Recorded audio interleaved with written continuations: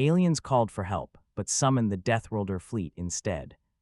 The enemy warship hit 12 meters of solid human armor and crumpled like foil. Above the shattered crop terraces of Kelmora Sanctuary, Commander Petra Voss stood behind the optical viewport of the Iron Crucible. Outside, the Drelthari cruiser Obsidian Claw fired its plasma thrusters and rammed the human flank. Voss did not order defensive shields. She did not sound collision alarms. She did not flinch. The Imperial warship struck the heavy ablative hull of the Terran icebreaker and folded like tin against granite.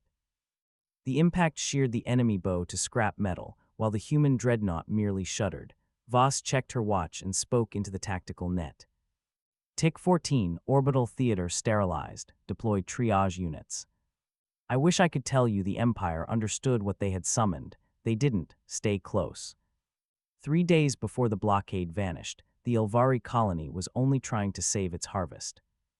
Warmaster Thalcros stood on the command deck of the flagship Vengeance Corps. He looked down at the agricultural world through his viewing screen. His cruisers fired rhythmic kinetic rounds into the glass crop terraces below, turning them into billions of crystalline shards.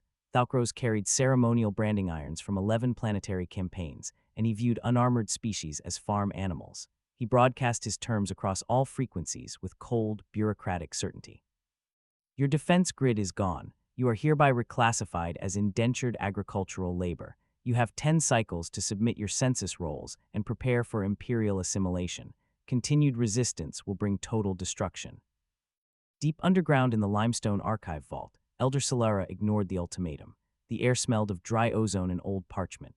The 80,000-year-old walls vibrated above her head as another terrace collapsed. The 280-cycle-old Elder knew the Grand Synod would never send help. The Synod systematically ignored border annexations whenever a target world lacked a standing navy. She pushed past a terrified young scribe and opened a sealed storage crate. Inside sat a lead-line Terran subspace transceiver that had remained cold since the border treaties of the last century. Her bioluminescent eyes narrowed as she bypassed Synod protocols. Her trembling fingers punched a raw, uncoded emergency string into the transmitter. We are burning. We require immediate humanitarian relief. 400 light-years away, at Relay Bastion 9, the emergency alarms chimed with a low hum. The station was a spinning, industrial hazard clearance hub that hung in the freezing shadow of a brown dwarf. It smelled of hydraulic grease and the sharp mineral bite of ion-filtered light. Director Harlan Ward sat at the central logistics terminal. His synthetic right eye clicked audibly as it calculated orbital vectors. He read the Ilvari distress string twice. Ward wore a stained gray canvas vest over his standard-issue jumpsuit. He did not curse, and he did not call a diplomatic session.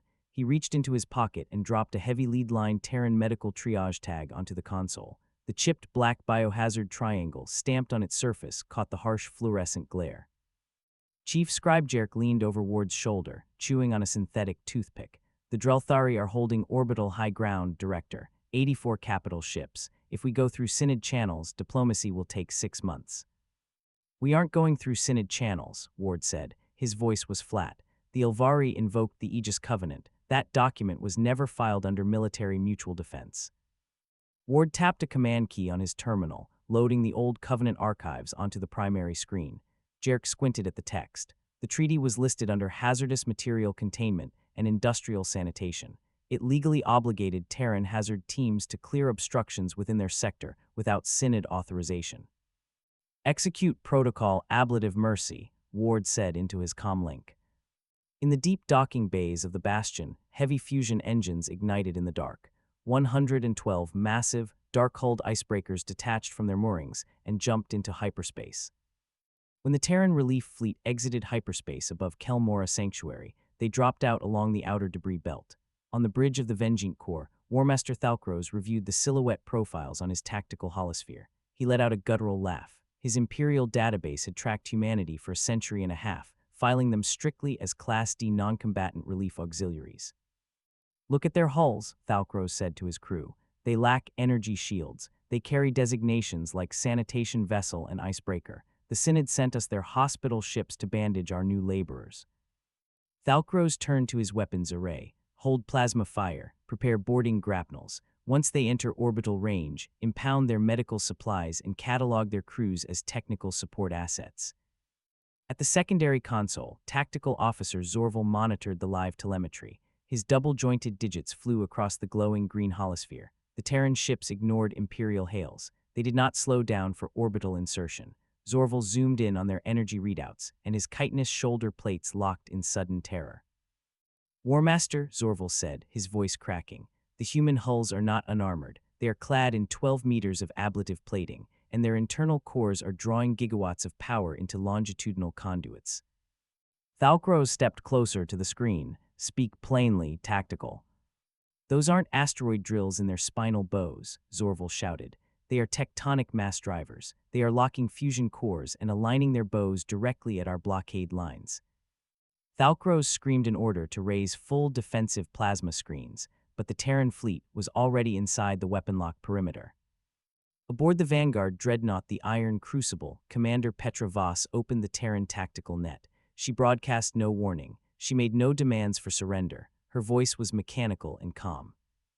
"Hazard obstruction detected in planetary drop zone. Clear the grid."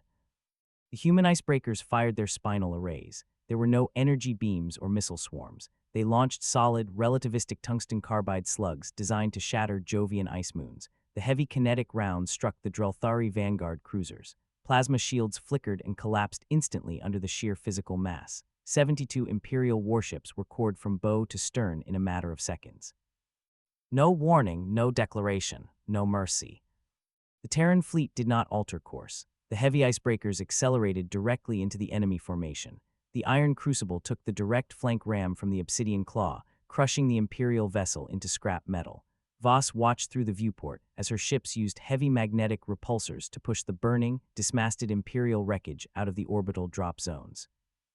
On the planet below, young Ilvari scribes cowered in the archive vault as the sky flashed white above the cracked ceiling.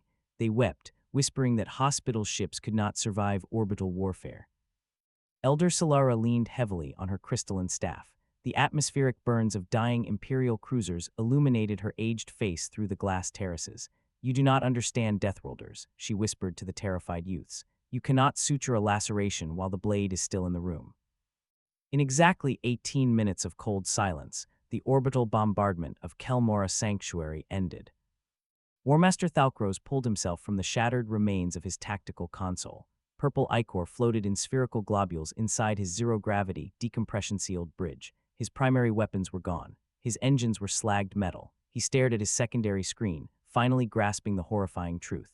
Humanity never viewed his invincible armada as enemy soldiers. The Terrans had processed his fleet as an industrial blockage in a sanitary pipeline.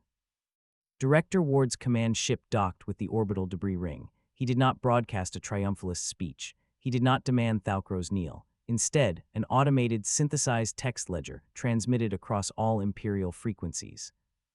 "Hazardous obstruction cord, orbital corridor secured for medical landing craft. Salvage billing logged to Drelthari High Command under Covenant Statute 4. 3 cycles later, the Grand Synod summoned Director Ward to condemn him for unprovoked military aggression against an Imperial fleet. Ward ignored the summons entirely, filing the battle reports under routine debris removal. Outside the shattered viewport of the Vengeant Corps, heavy Terran boarding mechs clamped their magnetized feet onto the Imperial flagship's outer hull. The ozone smell of industrial cutting lasers cutting through the bridge armor filled the freezing air. Through the cracked glass of the viewport, Thalcroze watched a single item drift past in the zero-gravity vacuum. It was a heavy, lead-lined Terran medical triage tag, stamped with a chipped black biohazard triangle.